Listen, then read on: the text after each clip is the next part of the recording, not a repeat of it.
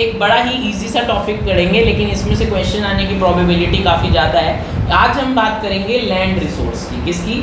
Land resource की। और land जो है वो सबसे बेसिक और सबसे इम्पॉर्टेंट रिसोर्स है, क्योंकि हमें कोई भी काम करना हो, कोई भी दूसरे रिसोर्सेज हों, वो सब डायरेक्टली या इनडायरेक्टली इसी पर ही डिपेंड करते हैं, लैंड पर ही डिपेंड करते हैं। और हम इकोनॉमिक्स में हमने लास्ट ईयर 9th में 4 फैक्टर्स ऑफ प्रोडक्शन पढ़े थे, ठीक है, जो कि इस चैप्टर से रिलेटेड नहीं है, बट मैं तुम्हें वैसे ही बता रहा हूँ। हमने 4 फैक्टर्स ऑफ प्रोडक्शन पढ़े थे कि अगर हमारे को दुनिया में कुछ भी क्रिएट करना है तो उसमें कम से कम 4 चीज़ें चाहिए, जो कि land, labour, physical capital, human capital. तो उसमें भी most basic factor of production क्या था?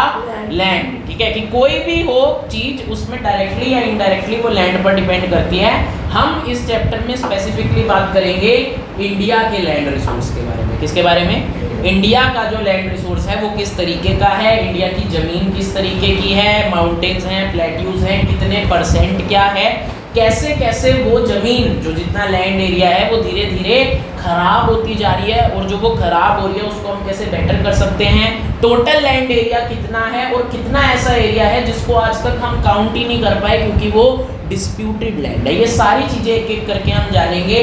साथ में हम एक इम्पॉर्टेंट टॉपिक यहाँ पर समझेंगे जो कि एग्जाम पॉइंट ऑफ व्यू से इम्पॉर्टेंट नहीं है, लेकिन स्टिल एमसीक्यू वगैरह में आ सकता है, तो हम उसे अंडरस्टैंड करने पे ध्यान देंगे, जो कि है land utilisation pattern in India, ठीक है। अब ये चीज़ें क्या हैं एक एक करके जरा हम पढ़ना शुरू करते हैं। सबसे पहले बेसिक बात करते हैं कि लैंड रिसोर्स जो है it is the most important resource because all other resources are directly और इनडायरेक्टली रिलेटेड टू, ठीक है।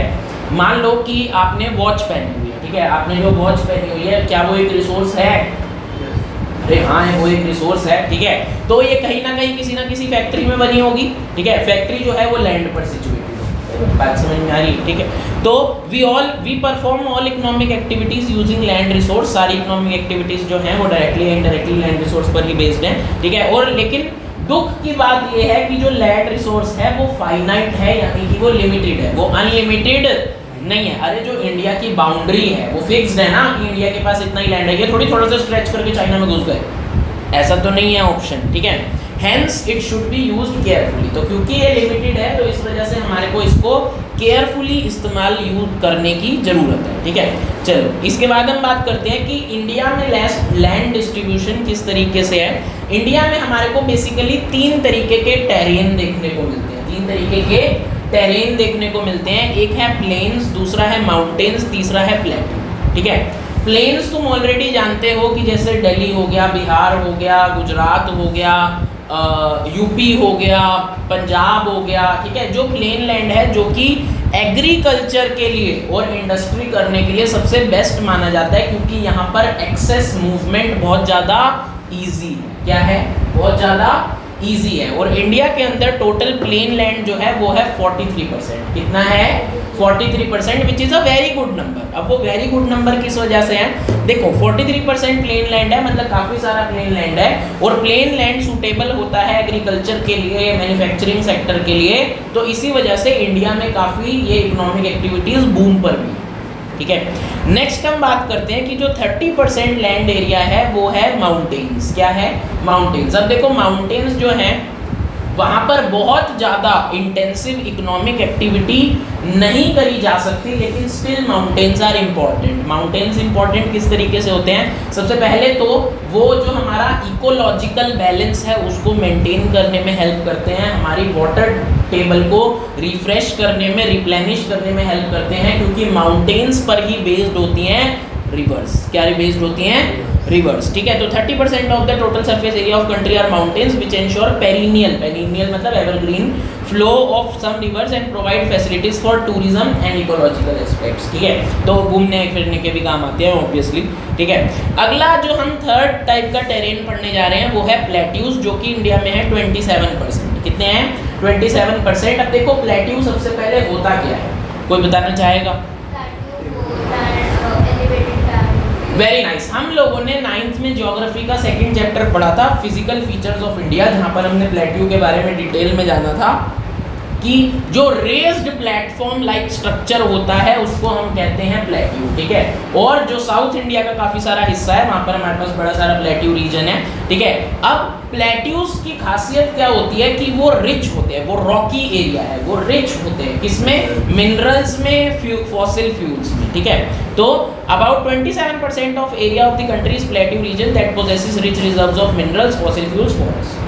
बात समझ में आ रही है। तो इंडिया में 3 टाइप के टेरेन हमारे को देखने को मिलते हैं, एक प्लेन्स 43%, माउंटेन्स 30% और प्लेट्यूज 27%, ठीक है। क्लियर है। चलो अगली बात करते हैं कि अगर हम इंडिया का मैप देखें, अगर हम इंडिया का मैप देखें तो इंडिया का जो टोटल जियोग्राफिकल एरिया है, इंडिया के पास जितना लैंड है, ठीक है, वो है 3.28 मिलियन स्क्वायर किलोमीटर। क्या है वो, कितना है, 3.28 मिलियन स्क्वायर किलोमीटर जो है वो इंडिया का लैंड है। और हमने फिर से 9th के first chapter India size and location में पढ़ा था कि ये पूरे वर्ल्ड के लैंड एरिया का 2.4% है। कितने परसेंट है, 2.4% है, ठीक है। अब यहाँ पर थोड़ी सी दुख की बात है, यहाँ पर थोड़ी सी दुख की बात है कि ये जो 3.28 मिलियन स्क्वायर किलोमीटर है ना, ऐसा मानते हैं कि ये टोटल इंडिया का लैंड एरिया है, लेकिन ये सिर्फ और सिर्फ 93% डेटा है एरिया का। कितना है, 93%। अब तुम बोलोगे अरे जब 93% काउंट कर लिया तो बाकी का 7% क्यों नहीं किया? तो ऐसा नहीं है कि नॉन विलिंगनेस की वजह से नहीं किया। क्यों नहीं किया? क्योंकि कुछ पार्ट्स है अरुणाचल प्रदेश के और जम्मू कश्मीर के, ठीक है, वो डिस्प्यूटेड लैंड है, ठीक है। डिस्प्यूटेड लैंड का मतलब किसी पे पाकिस्तान कब्जा करना चाहता है तो डिस्प्यूटेड है, पता नहीं पाकिस्तान का इंडिया का है। अरुणाचल प्रदेश के पास कुछ एरिया पे चाइना कब्जा करना चाहता है, जान के अपनी आर्मी भेज के बैठा हुआ है, तो पता नहीं इंडिया का है चाइना का है, तो ऑब्वियसली उस वाले एरिया को हम इंडिया के यूजेबल लैंड के अंदर काउंट नहीं कर सकते। तो हमारे को डेटा के हिसाब से 3.28 मिलियन स्क्वायर किलोमीटर इंडिया का लैंड है, लेकिन तुम्हें याद रखना है कि ये सिर्फ 93% डेटा है, क्योंकि some areas of India are still not surveyed like some parts of Arunachal Pradesh, Jammu Kashmir, क्योंकि वो डिस्प्यूटेड है, so there exact data is not available. बात समझ में आ रही है। फिर भी अगर हमारे पेपर में क्वेश्चन आता है कि इंडिया का लैंड साइज, लैंड एरिया कितना है, तो you will write 3.28 million square kilometre, ठीक है।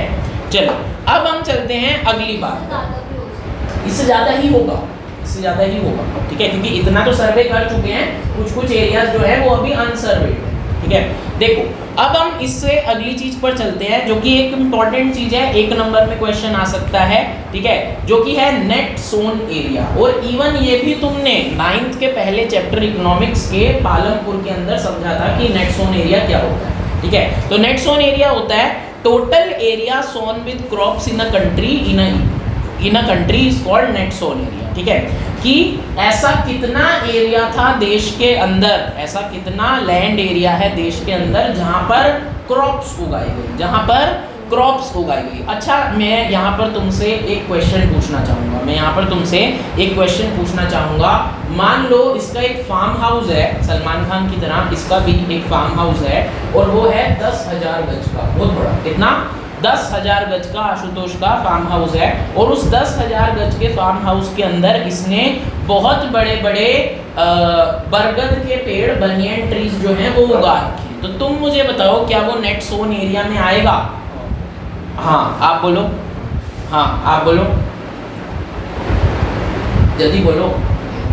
नहीं आएगा। अरे हमने क्या पढ़ा, क्रॉप्स। हम सिर्फ ऐसे एरिया को काउंट कर रहे हैं जहां पर क्रॉप्स उगाई जा रही है। बरगद का पेड़ या पीपल का पेड़, ये क्या कोई क्रॉप्स हैं? ये कोई क्रॉप्स नहीं है। अरे बात समझ में आ रही है। इसने सुंदरता के लिए अपने फार्म हाउस में बड़े बड़े पेड़ उगा रखे हैं, वो कोई क्रॉप्स थोड़ी हैं, ठीक है। अगर इसने गेहूं उगा रखी होती है अपने 10,000 गज के फार्म हाउस में, तब वो नेट सोन एरिया में काउंट होता। बात समझ में आ रही है, बात क्लियर हो रही है, ठीक है।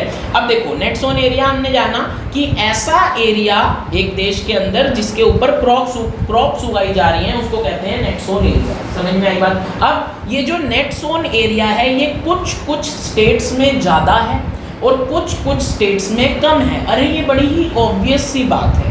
तुम मुझे खुद बताओ सबसे ज़्यादा इंडिया में एग्रीकल्चर के लिए कौन सी स्टेट्स फेमस हैं?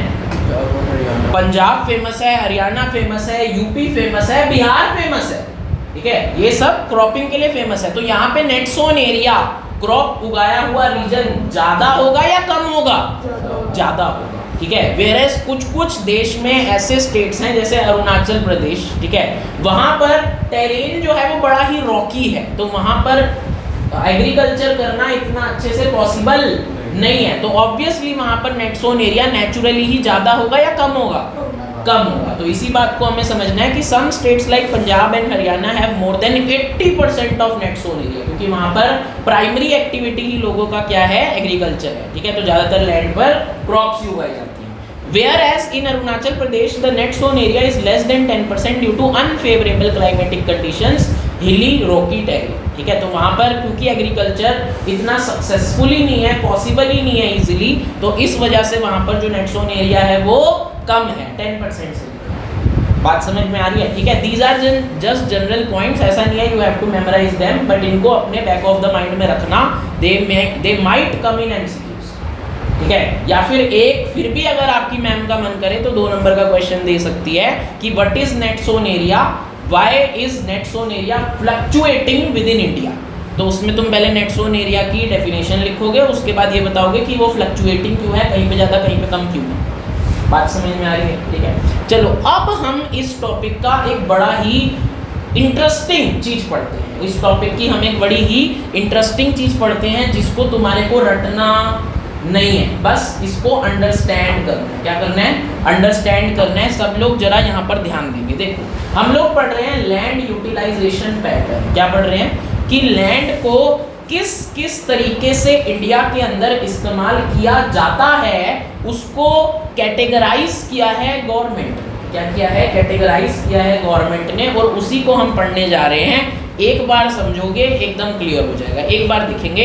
सबसे पहले तो कुछ लैंड का हिस्सा इस्तेमाल होता है एज फॉरेस्ट, ठीक है। अच्छा अब मैं तुमसे फिर से एक सवाल पूछने लगा हूँ। अभी अभी हमने पढ़ा था नेट सोन एरिया ऐसा एरिया जहाँ पर क्रॉप्स उगाई जा रही हैं, क्या फॉरेस्ट नेट सोन एरिया के अंदर आएगा? नहीं आएगा, क्योंकि फॉरेस्ट में नेचुरली पेड़ पौधे ये सारी चीजें उग रही हैं, वहाँ पर कोई भी क्रॉप एज सच नहीं उगाई जाए। बात समझ में आ रही है, ठीक है। तो एक तो लैंड किस तरीके से इस्तेमाल होता है, फॉरेस्ट के रूप में, ठीक है। दूसरा जो लैंड यूटिलाइजेशन पैटर्न में है, लैंड अनअवेलेबल फॉर कल्टीवेशन, कि कुछ कुछ लैंड ऐसा हो गया है जिसको अब कल्टीवेशन के लिए चाहकर भी इस्तेमाल नहीं किया जा सकता। कैसे, जैसे कुछ कुछ लैंड ऐसा है जो कि बैरन या फिर वेस्ट हो गया है, ठीक है, उसके अंदर उपजाऊ शक्ति ही कंप्लीटली खत्म हो गई है। वो किसी भी रीजन से हो सकती है कि वहाँ पर नीचे हो सकता है सॉइल में ह्यूमस ही ना हो, ठीक है, या फिर कुछ केमिकल वगैरह हो गए हो, या फिर वहाँ पे न्यूक्लियर टेस्टिंग कर ली तो वहाँ पे उग ही नहीं रहा कुछ। बात समझ में आ रही है। और दूसरा टाइप हो सकता है land put to non agricultural use, जैसे बिल्डिंग रोड फैक्ट्रीज। देखो हम जिस बिल्डिंग में बैठे हैं हो सकता है कि यहाँ पर अगर खेती करी जाए तो बड़ी ही अच्छी खेती, बहुत अच्छी सॉइल में यहाँ पर क्या यहाँ पर खेती होगी? कभी नहीं होगी, क्योंकि इस पूरी गली में बैक टू बैक बिल्डिंग्स बन गई हैं, रोड्स बन गई हैं। अब बीच में कोई अपने घर में छोटा सा खेत खोल के बैठ जाए तो दैट इज नॉट पॉसिबल, ठीक है। तो इस वजह से ऐसे लैंड को कहते हैं लैंड अनअवेलेबल फॉर कल्टीवेशन। में हमने 2 टाइप पढ़े, एक तो बैरन या फिर वेस्ट लैंड, ठीक है, जो कि अब बंजर हो चुका है। दूसरा ऐसा लैंड जो कि अब डेजिग्नेट हो चुका है और कामों के लिए, जैसे बिल्डिंग्स के लिए, रोड्स के लिए, फैक्ट्रीज के लिए, तो अब वहां पर कभी भी एग्रीकल्चर होने वाला नहीं है। अरे बात समझ में आ रही है, जागो मोहन प्यारे। चलो देखो अगला क्या है, अदर अनकल्टिवेटेड लैंड, ठीक है। और किस किस तरीके का अनकल्टिवेटेड लैंड है? एक तो कुछ कुछ लैंड ऐसा है इंडिया में जो कि परमानेंट पैस्चर या फिर ग्रेजिंग लैंड बना दिया गया है। मतलब देखो जो गाय भैंसे ये सब होते हैं, इनको चरने के लिए जगह चाहिए होती है, ठीक है, जो ये जगह जगह जाके जो है। अच्छा तुम लोगों ने निरंकारी ग्राउंड यहाँ पीछे कभी गए हो? यहाँ पे गाय भैंसे ये सब घूम रही होती हैं, जो कि जमीन से कुछ कुछ खा रही होती हैं, थोड़ी बहुत घास उगी हुई होती है उसको खा रही होती है। अगर बाई चांस कोई क्रॉप लगी भी है तो ये वहाँ पे जाके खा जाएंगी उसको। अरे देखा होगा कभी गाय भैंसों को ऐसे रैंडमली घूमते हुए, तो वो वाला एरिया हो गया अदर अनकल्टिवेटेड में। दूसरा क्या है, land under miscellaneous tree crops, ठीक है, not included in net sown area. जैसा कि मैंने बताया, इसके पास 10,000 गज का एक ऐसा लैंड है जहां पर अगर ये चाहे तो वहां पर क्रॉप्स उगाई जा सकती हैं, लेकिन इसने वहां पर उगा दिए सारे बेनियन ट्रीज। ट्रीज, वहाँ पे क्या उगा दिए सारे बेनियन ट्रीज उगा दिए सारे, ठीक है। तो अब जब इसने वहाँ पे सारे बेनियन ट्रीज उगा दिए तो क्या वो नेट सोन एरिया में काउंट होगा?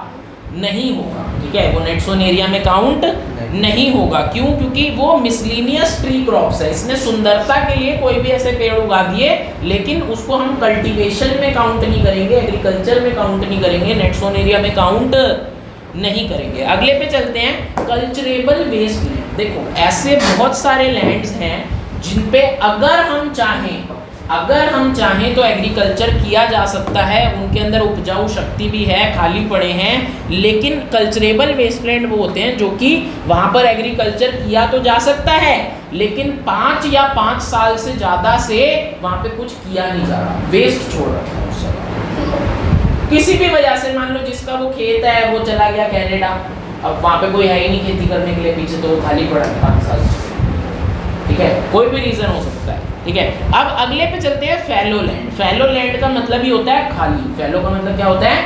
खाली, ठीक है। क्या है? एक तो हो सकता है करंट फैलो, क्या हो सकता है? करंट फैलो, कि वैसे वहां पर एग्रीकल्चर किया जाता है, वैसे वहां पर रेगुलरली 20 साल से एग्रीकल्चर किया जाता है, लेकिन पिछले 1 साल से वहां पर एग्रीकल्चर नहीं किया गया, इसका मतलब वो नेट सोन एरिया में काउंट नहीं हुआ। अब वो पिछले 1 साल में क्यों नहीं किया गया एग्रीकल्चर, इसके बड़े सारे रीजन हो सकते हैं। मान लो कि हर्षित का एक खेत था, और इसका पुश्तैनी काम है कि ये एग्रीकल्चर ही करते हैं, ठीक है, लेकिन इस बार इनकी कोई फाइनेंशियल प्रॉब्लम आ गई और इसके पास इतने पैसे ही नहीं थे कि इस साल ये सीड्स खरीद के आ सके, ठीक है, या जो भी और केमिकल फर्टिलाइजर वगैरह इन्वेस्ट कर सके अपनी क्रॉप के लिए। तो इस 1 साल में इनका लैंड एग्रीकल्चरेबल होने के बावजूद भी खाली पड़ा है। बात समझ में आ रही है, ठीक है। तो इसको हम कहते हैं करंट फैलो, ठीक, जो अभी फैलो है, ठीक है। दूसरा क्या है? Other than current fallow. देखो कल्चरेबल वेस्टलैंड हमने पढ़ा, इससे ऊपर वाले पे आएंगे जरा। कल्चरेबल वेस्टलैंड हमने पढ़ा जो कि 5 साल से ज़्यादा से खाली पड़ा हुआ है, वहाँ पे एग्रीकल्चर नहीं किया जा रहा। करंट फैलो हमने पढ़ा जहाँ पे वैसे तो एग्रीकल्चर किया जाता है लेकिन पिछले 1 साल से नहीं किया गया। अब आता है अदर देन करंट फैलो, जो कि एग्रीकल्चर करने लायक है, एग्रीकल्चर करने लायक है, लेकिन पिछले 1 से 5 साल पे वहाँ पर एग्रीकलचर नहीं किया गया। अब इसका भी कुछ भी रीज़न हो सकता है, कोई फैमिली डिस्प्यूट हो सकता है। नहीं, कल्चरेबल वेस्टलैंड है जो कि मोर देन 5 ईयर्स से खाली पड़ा हुआ है, ठीक है। तो अब वहाँ पर स्कोप भी नहीं है कि यहाँ पर कभी एग्रीकल्चर किया जाएगा, ठीक है। लेकिन अदर देन करंट फैलो है जो कि पिछले 1 से 5 साल से, पहले यहाँ पे खेती होती थी पर किसी रीजन की वजह से पिछले 1 से 5 साल से यहाँ पर एग्रीकल्चर नहीं किया जा रहा। इट मे बी कंटिन्यू, ठीक है, इट मे बी कंटिन्यू, ठीक है। और लास्ट हमारे पास आता है नेट सोन एरिया। अभी तक हमने सारे वो पढ़े जहाँ पर क्रॉप्स नहीं उगाई जा रही, ठीक है, और नेट सोन एरिया वो एरिया है जहाँ पर क्रॉप उगाई जा रही है। अरे बात समझ में आ रही है बाबू? सो के आया करो, आप तो बिल्कुल ही सो गए हो, ये बीच में बिल्कुल ही सो गया था। चलो हाँ, लास्ट की चीजें हम थोड़ी सी देख रहे हैं आज के लिए। आपने ये वाला लैंड यूटिलाइजेशन तो बिल्कुल नहीं सुना है ना? नींद में झपकियाँ लेते लेते। चलो ठीक है, मैं रिकॉर्डिंग भेज दूंगा, फिर भी कभी आपका पेपर आए तो दोबारा सुन लेना। वैसे तो एक्स्ट्रा में तो आप नहीं सुनोगे, I know you are a busy man, सोना भी तो होता है, ठीक है। चलो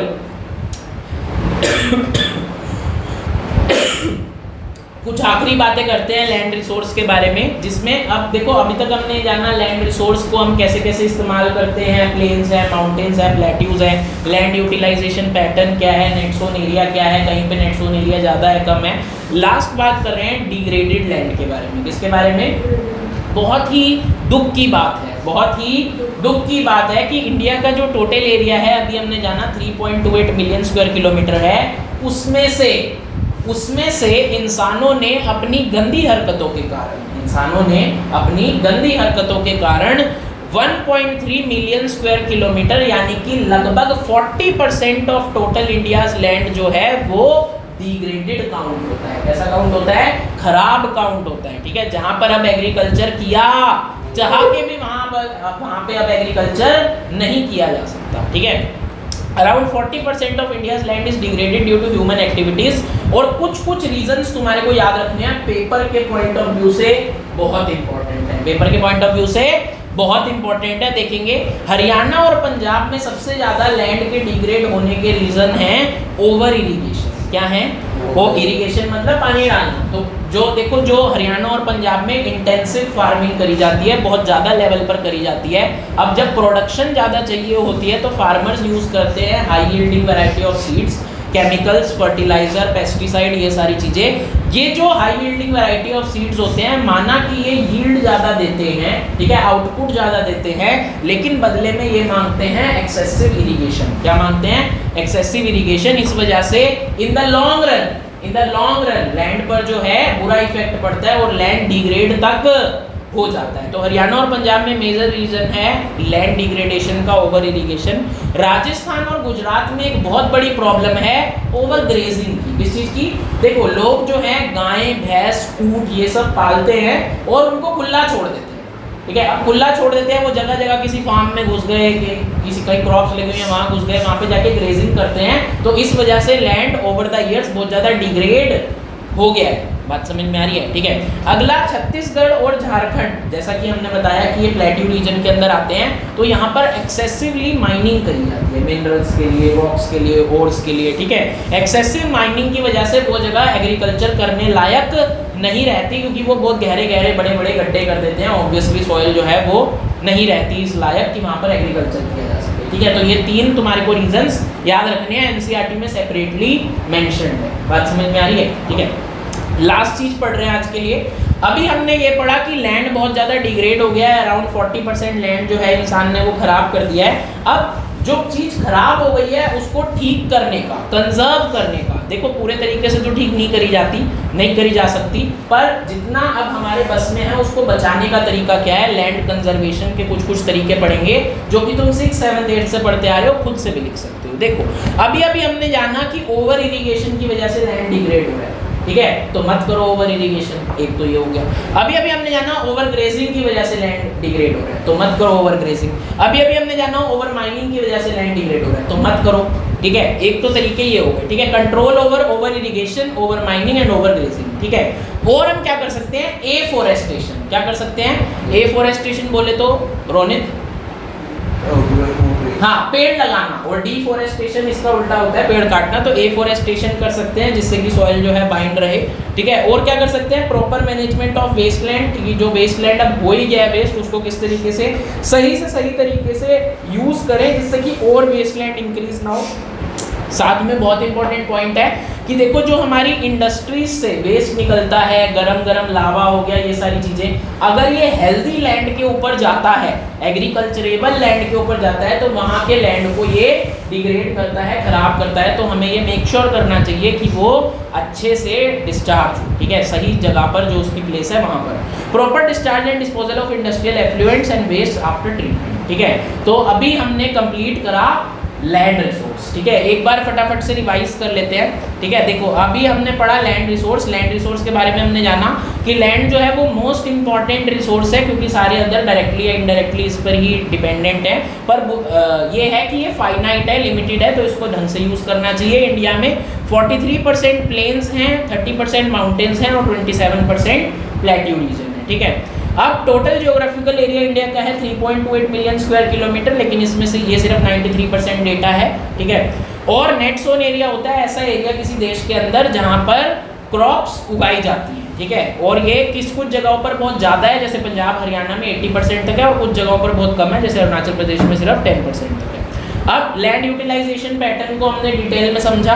उसके बाद हमने देखा डिग्रेडेड लैंड। बड़ी ही दुख की बात है कि इंडिया में जो 3.28 मिलियन स्क्वायर किलोमीटर का टोटल लैंड एरिया है, उसमें से around 40% 1.2 million square kilometre already degrade हो चुका है, खराब हो चुका है, ठीक है। इसके कुछ स्पेसिफिक रीजंस हैं अलग अलग जगहों के, और कैसे हम इसको कंजर्व कर सकते हैं, ठीक है। तो इसी के साथ हमारा लैंड रिसोर्स कंप्लीट होता है।